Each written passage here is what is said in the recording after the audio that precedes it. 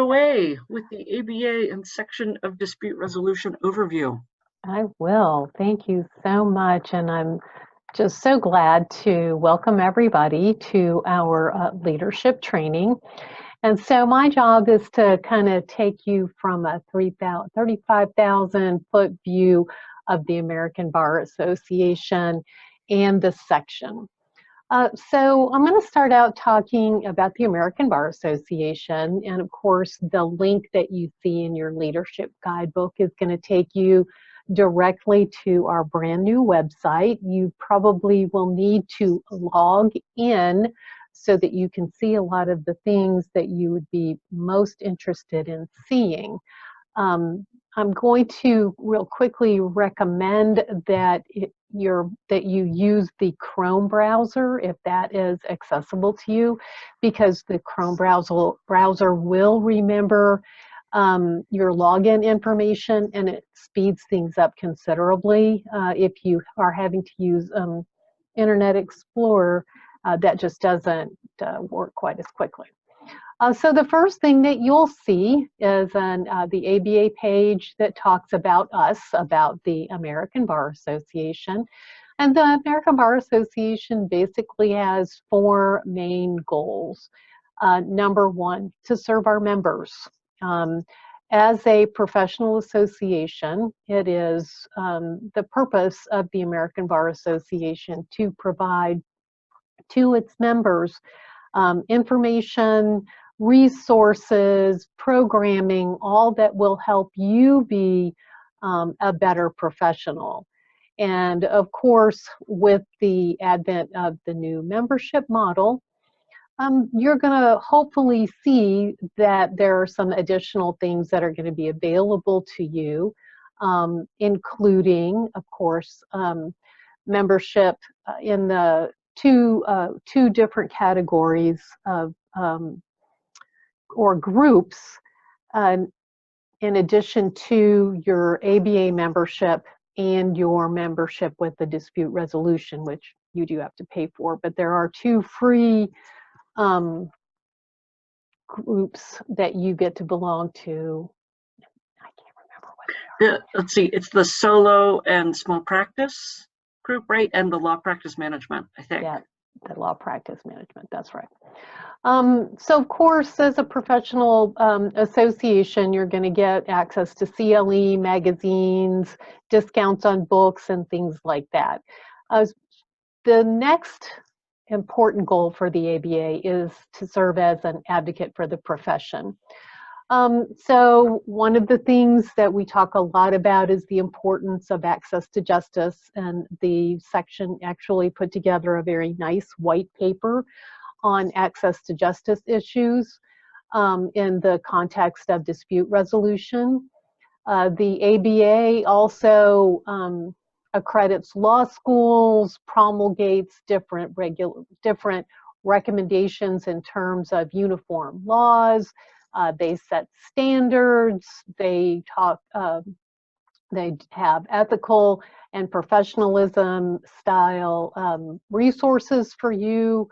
And of course, there's also the judicial division, and one of the things that the ABA takes very seriously is protecting the judicial branch from unfair or unwarranted criticism. So that's really important to the ABA. Our third objective is the elimination of bias and the encouragement of diversity.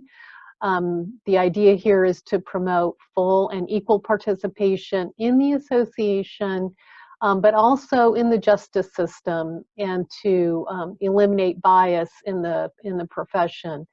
And there are a number of different entities that the ABA sponsors that deal with this particular issue as well. There's a Diversity and Inclusion Center. There are toolkits.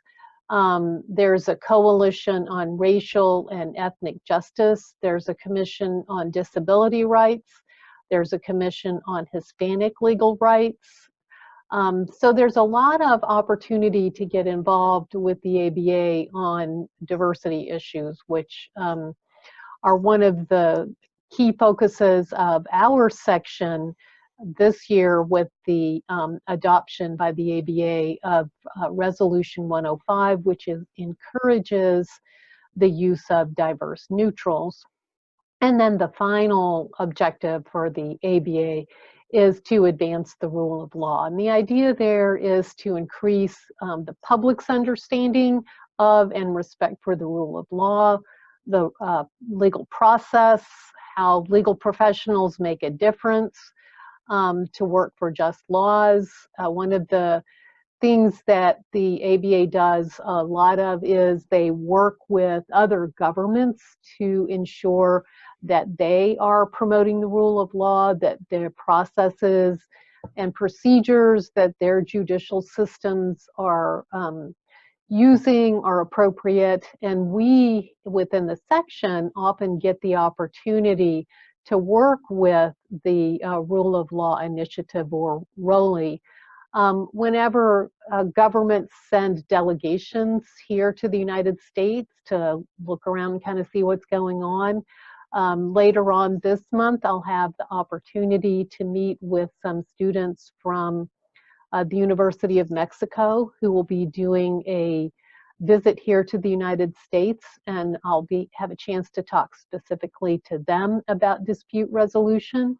We've met with delegations from Haiti, from China, and from other parts of the world who come here to DC, and they look to the ABA and they look to our section as well to be not just advocates for the rule of law, but also to be role models and to set standards and to provide them with resources and guidance moving forward. So the ABA, and my work with the ABA started many years ago when I started working with the Center for Pro Bono in my role as a legal aid attorney. And I never realized just how vast and how many different organizations that the ABA supports and has just within its umbrella. There are commissions and there's centers like the Center on Innovation.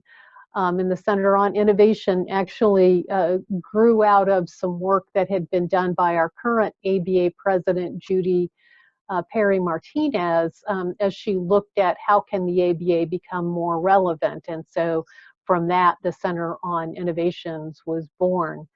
But there's divisions and there's forums and there's all manner of different constituencies that have a voice and are represented within the American Bar Association.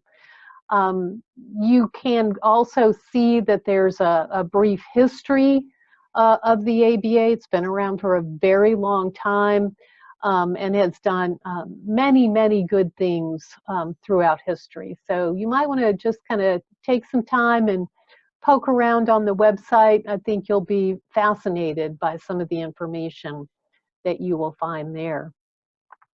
I also want you to know that because the ABA is so vast and so large, it has many different policies and procedures that we as the ABA staff are expected to comport with. And part of our job is to make sure that when you want to do something as a member of leadership within the ABA section of dispute resolution, that we know what the policies are, that we help you do whatever it is that you want to do, but always keeping in mind what the different policies and procedures are within the ABA, and to guide you through that and to make your path through the ABA as smooth and as easy as possible. So just real quickly, if you'll pull up and take a look at the green book, just click on it. What you'll see is the most recent iteration of all of the policies and procedures of the ABA through June of 2019. There are over 500 pages of policies. Linda, only 444 on this. Oh, is that it? It must be the red book. That's how Right. But whenever we have a question or you have a question about ABA policy, this is what we go to. We have to go to this book and look it up to make sure that we understand and know what's going on. So you'll see things like, how do you be a co-sponsor with other organization? Are we allowed to endorse products? When can we use the ABA logo? There's also contained in the Green Book a description of the controlling and administering entities or bodies of the ABA. So the first one is going to be the House of Delegates, and the House of Delegates represents various groups within the association. The section, we have 2 delegates to the House of Delegates. Right now, that's Jim Alfini and Pam Enslin. They serve 3-year terms within the House of Delegates and are elected at the end of their term. The House of Delegates is the formal body within the ABA that reviews and votes on resolutions that are proposed by the various entities within the ABA. So for example, I had mentioned Resolution 105 that passed through and was approved by the ABA House of Delegates. There's a formal procedure and process for doing that. So and they also maintain a book full of all of the resolutions that the ABA has ever passed in its history, and there's a lot of them. The next big governing entity of the ABA is what's called the Board of Governors. And the Board of Governors basically oversees the management of the association, develops methods and plans for making the association and its activities useful to everybody. The Board of Governors has 43 members. There are 5 officers, a president-elect, the chair of the House of Delegates, a secretary and a treasurer. The immediate past president of the ABA serves on the Board of Governors. There are 19 district representatives and 18 members at large. 2 are young lawyers. 1 is from the Judicial Division. There are 9 section representatives, 1 law student, and 5 members at large. And they're called Goal 3 members at large, which means that they represent, Goal 3 is the goal that talks about diversity and inclusion. So they're specifically carved out to be able to ensure that the Board of Governors has a diverse membership. The 9 section representatives, there's a rotating calendar, sections. Right now, our section does not have a section rep, but I believe we will be able to select select one in the year of 2021. We have a liaison to the Board of Governors. His name is Lee DeHines, and he kind of serves as that bridge between the board and our section. So when you hear about Lee DeHines, that's kind of how he fits into the overall ABA structure and how we connect with the Board of Governors right now. You can kind of go through all of this, and you'll see a lot of information about how who's got contracting authority, how we develop budget priorities, what the obligation of the president is. Lots of really interesting information about how the ABA operates internally, so that you can become more familiar with the ABA. The ABA also has a document that's called the Red Book, and you'll see that next on your agenda. And the Red Book is actually a directory of all of the leaders within the ABA. The one that you're looking at, or the one that you've got that you can click to, is last year's, because we're still waiting for the ABA to come out with the new one. You'll see on the second page, there's a list of all of the mid-year and annual meetings, and later on I'll talk a little bit about how this section meets in conjunction with the ABA mid-year and annual meetings. You'll see that there's the addresses for the 2 main offices and an ABA service center. When you are having problems with your membership or your profile or the website, the ABA Service Center is the place to go. When you call staff with those kinds of problems, we don't take care of it ourselves. We go to the ABA Service Center and have them take care of it for you because we don't have the access that they do. So real quickly, if you just kind of scroll down, you'll see a table of contents. And what the table of contents gives you is it lists out who all of the officers are, who's on the Board of Governors, what the different committees are.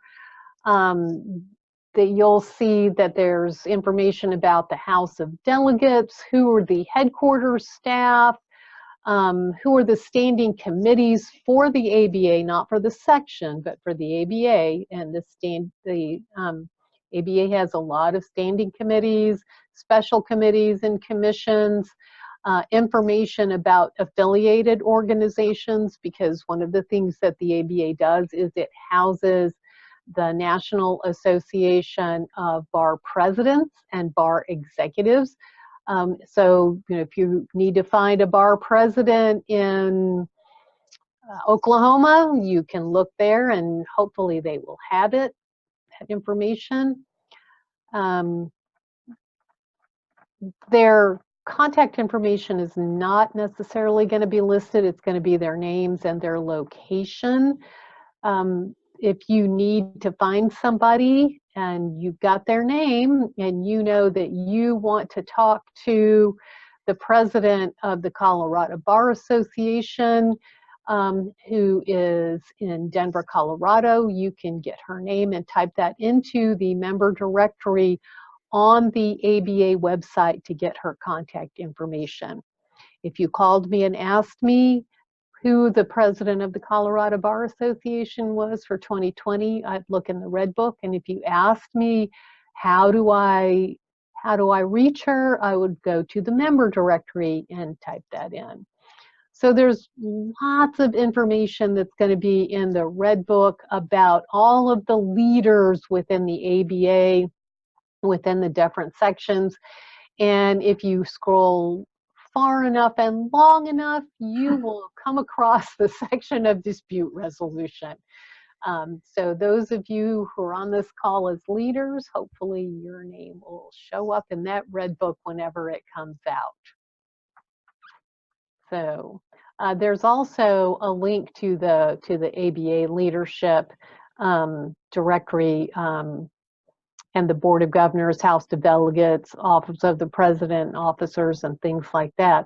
I am going to mention real quickly the Section Officers Conference, or the SOC.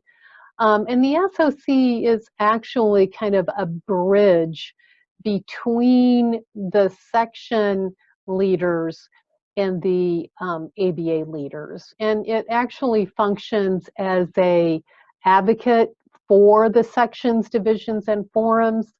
It's one